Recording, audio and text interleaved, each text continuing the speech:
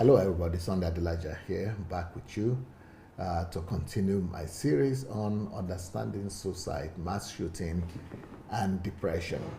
Um, Yesterday, I spoke in details about thought distortions and thought disorders, and the different kind of disorders that we have in our thoughts. And that was such a big list, but I couldn't go into the details of how to deal with those disorders. So that it doesn't look as if I gave you the list of the disorders and I didn't tell you how to deal with it. So I decided to do a special teaching today that is going to be focusing on how to deal with those thought disorders that you might be having. So it could be one, it could be many. It doesn't matter how many you are going to be having, how many of them you have, Namia.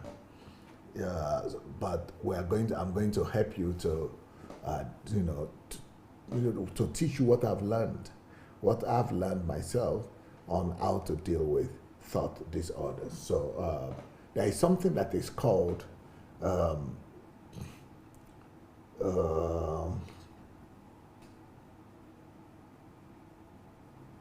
there is something that is called, let me see.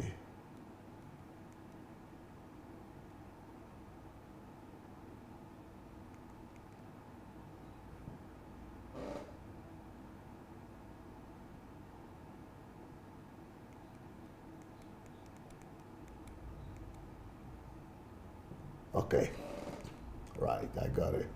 There is something that is called thought records or thought recording. So that is one of the ways, one of the strategies that you could use to deal with your thought disorder. So what does it mean? What is thought recording? Thought recording is for you to be able to deal with those thought disorders that we spoke about, and they are so gruesome, some of them. Don't be afraid of them. Don't be scared. Just make sure that you notice.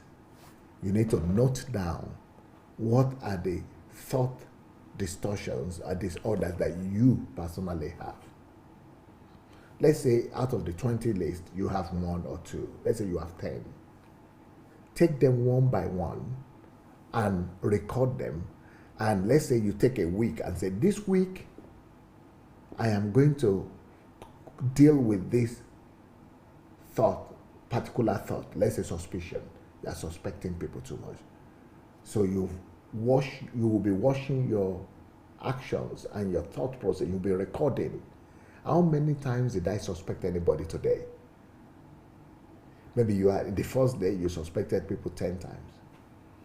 But when you control it and fight it, maybe in the third day it will be reduced to 5 times. By the fourth day, maybe you are only suspecting people 1 time or 2 times. So until you make sure that you are no more suspecting people, stay on it until it becomes flesh in you. Make that revelation to become flesh in you. So you work on it, you control your flesh, you record how many times you have defaulted, and you go back to it, you meditate, you reject it, you pray about it, you ask God to help you to deal with it, you forgive people, you reject the thing that I will not think like this again. You will just stay on, even if it's going to take you a month to stay on that particular point until you have ejected that evil from your thought process. That is the way. That is what we call thought recording. That is one major thing that will help you to deal with all these kind of issues that we're talking about. So the first thing you have to do definitely is to go through the list again. That is the lesson before this. It was called how to find out if you have thought disorder, I think. But this is how to deal with it. So you go ahead and take that list again. Find out the ones that you have. Because if you don't deal with them, one thing with thought is that thoughts are not just thoughts. Whatever you do and even feel, they are as a result of your thoughts. So those thoughts that you have that are coming to you, they are there because, no, sorry, those thoughts that you have that you said they are coming to you, the way you think, okay, I will not discuss right now why they came, because there could be different reasons why you began to think like that. It could be coming from your childhood. It could be from your subconsciousness. It could be there are a lot of reasons why you began to think like that. You could find them out, of course. You could discover why, but why is not even the most important thing. But the most important thing is for you to right now understand that the way you think is what you feel about life. So if you are feeling bad, that's connected to how you think. So how you think dictates what you feel. And what you feel is what dictates what you do. So let's say what you are feeling is that life is not worth it, or you are nobody, or you are nothing. That could lead to suicide. If what you are feeling is that everybody is bad, black and white thinking, everybody is black, everybody is bad, everybody wants evil for me, that could lead to mass killing. So that's why we need to deal with all this thought, all these thought disorders and thought distortions. So, of course, it's a good thing to find out where they are coming from, but some of them it's not going to be easy for you to find out where they are coming from. But what you want to know about the origin of your thoughts are, number one, thoughts are coming from what you've heard one time or the other, what has entered into you through what you heard, through what you saw, through how other people behave to you, through what they did to you, all your everything that has happened to you, good or bad, they now condition you to begin to think the way you are thinking right now. Everything you have encountered, everything you've heard, maybe they beat you in the past, maybe they talked down on you, maybe they didn't pay attention to you, maybe you were rejected. So all those things that you passed through, your life experience, is now what has made you to be having that thought distortion that we're talking about. And with thought distortions, they lead to depression. They lead to how you feel about yourself. And they lead to how you behave to other people. So when you are damaged in your thoughts, you are damaged about your self-perception. And you are damaged in your perception of the world as well.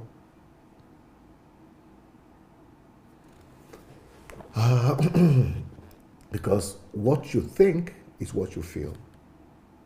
What you think, how you think, determines how you feel.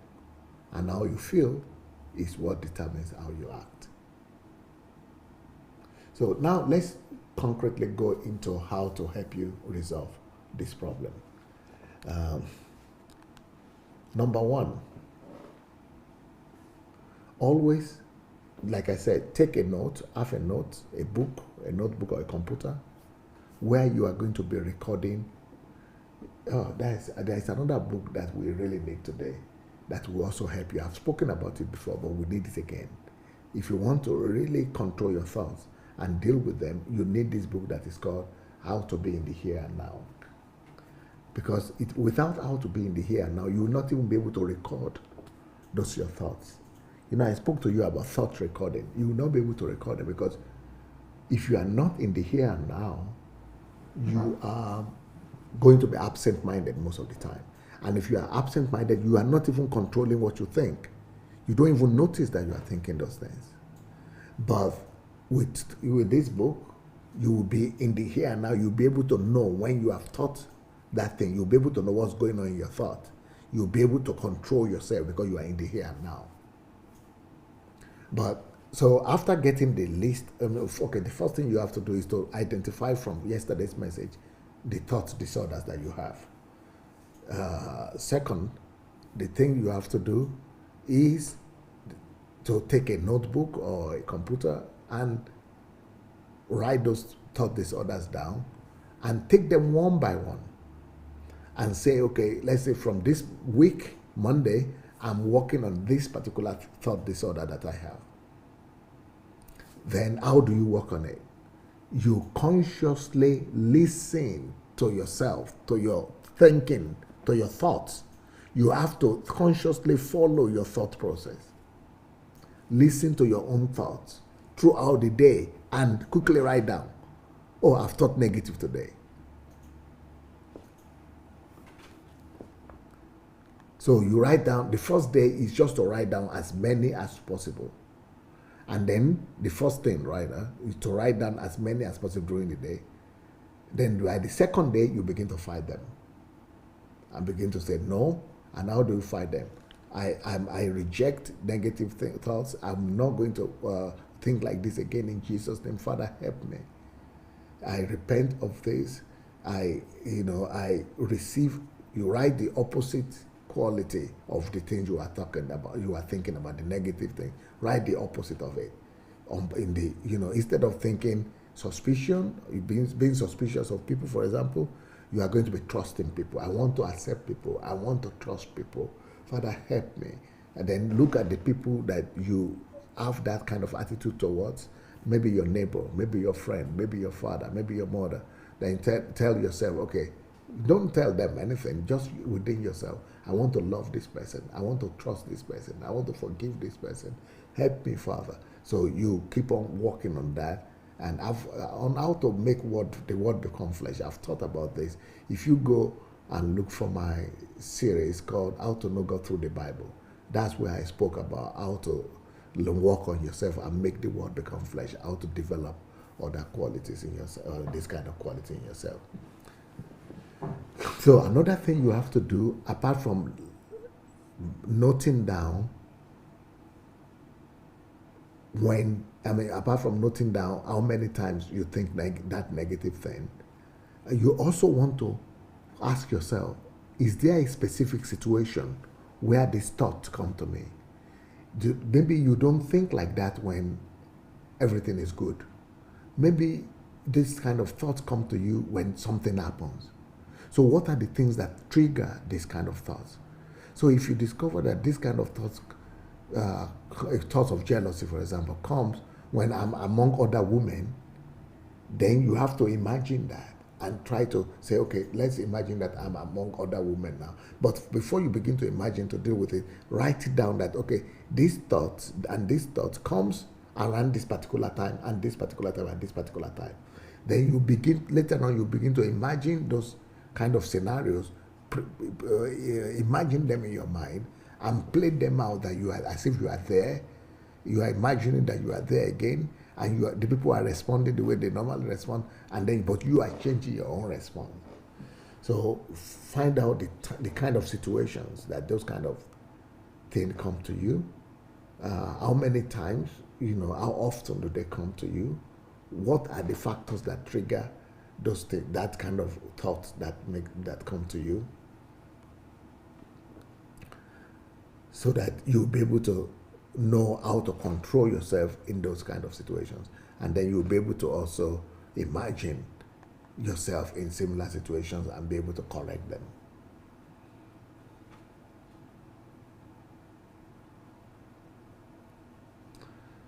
So another thing you might want to know is, another thing you might want to find out for yourself is to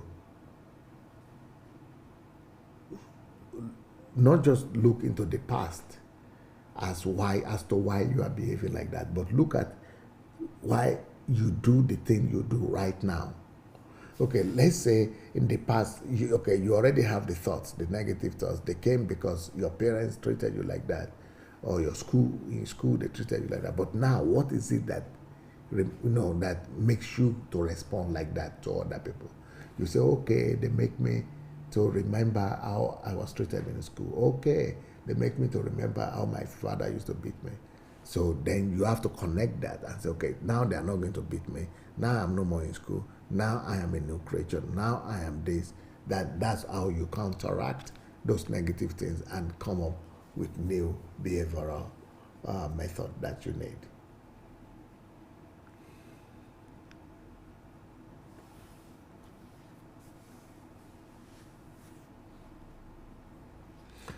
But dealing with your thought disorders, when we look at that list that I gave you, right, yesterday, of all these thought disorders that we have, all the distortions, a lot of them are negative. And because they are negative, they create negative feeling about yourself and about the world around you.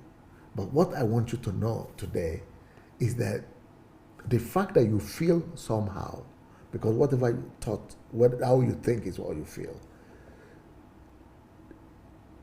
Don't, for you to really be delivered from these things, you must always know that the fact that you feel something doesn't mean that those things are true.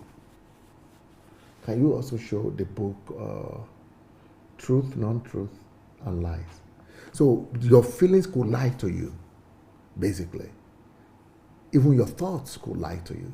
The fact that you feel somehow doesn't mean that that thing is true. Always ask yourself for the facts.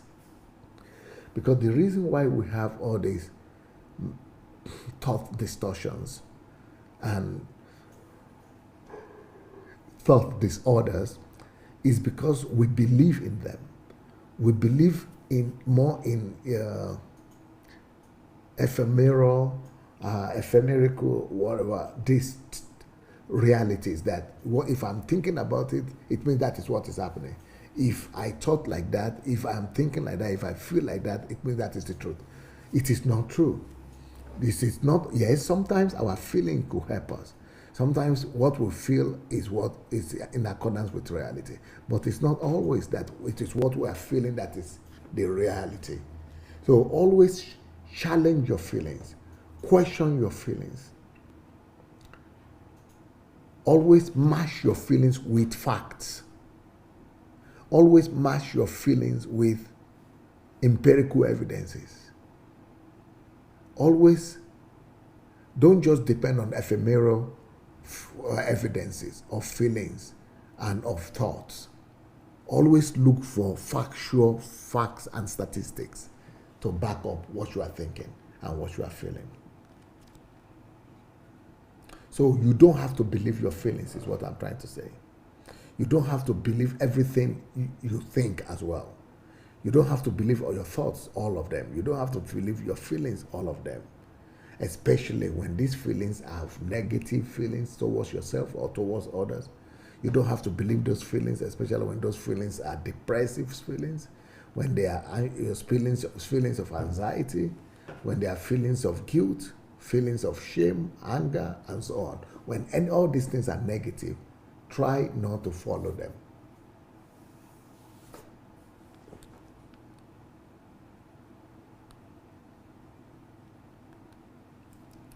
Because if your thoughts are negative, definitely your feelings will be negative.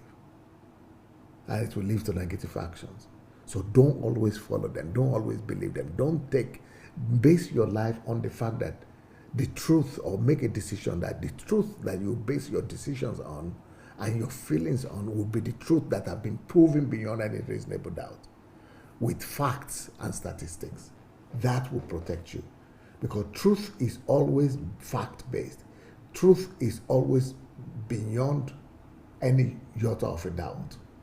But feelings and thoughts are not always that way.